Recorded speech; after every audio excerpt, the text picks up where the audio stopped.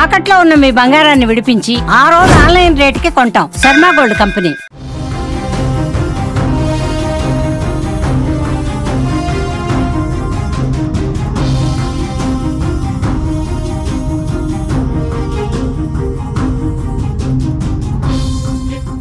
అనుకోకుండా సరిహద్దును దాటిన సరిహద్దు భద్రతా దళం బీఎస్ఎఫ్ జవాన్ను పాకిస్తాన్ విడిచిపెట్టకుండా జాప్యం చేస్తోంది. వారం రోజులు గడుస్తున్నా జవాన్ పీకే సాహును విడిచిపెట్టడం లేదు. చర్చల పేరిట రోజులు గడుపుతోంది. జవాన్ను ఇండియా తీసుకొచ్చేందుకు అధికారులు ప్రయత్నాలు చేస్తున్నారు. పాక్ అధికారులతో చర్చలు జరుపుతున్నారు. కానీ ఉన్నతాధికారుల నుంచి ఆదేశాలు రాలేదంటూ జవాన్ను పంపకుండా పాక్ రేంజర్లు కాలక్షేపం చేస్తున్నారు. అడ్డమైన సాకులు చెబుతూ కావాలనే కాలయాపన చేయడం పాక్ అధికారుల తీరును భారత్ తీవ్రంగా ఖండిస్తోంది.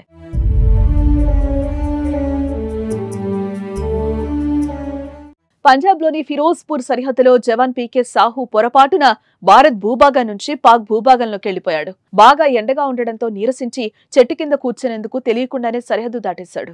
అతని యూనిఫామ్ లో ఉండడంతో పాటు రైఫిల్ ను కూడా కలిగి ఉండడంతో అతన్ని గత బుధవారం పాక్ రేంజర్లు అదుపులోకి తీసుకున్నారు.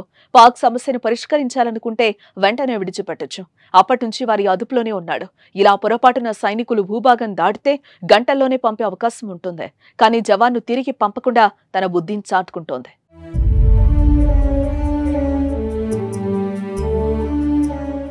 సాహును ఇండియాకు పంపకపోవడంతో ఆయన కుటుంబం తీవ్ర ఆందోళనకు గురవుతోంది. తమ బిడ్డ పరిస్థితి ఎలా ఉందో తెలియటం లేదని తండ్రి భోలేనాథ్ సాహు ఆవేదన వ్యక్తం చేస్తున్నారు.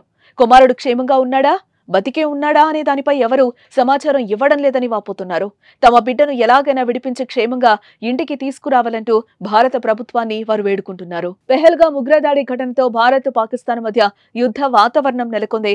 రెండు దేశాల మధ్య సంబంధాలు పూర్తిగా దెబ్బతిన్నాయి. ఒకరిపై ఒకరు ఆంక్షలు విధించి అమలు చేస్తున్నారు. ఇలాంటి పరిణామంలో పాక్ చెరలో బీఎస్ఎఫ్ జవాన్ ఉండడం, విడుదల చేయకుండా పాకిస్తాన్ చర్చల పేరిట సాగతీయటం ఇప్పుడు చర్చనీయాంశమైంది.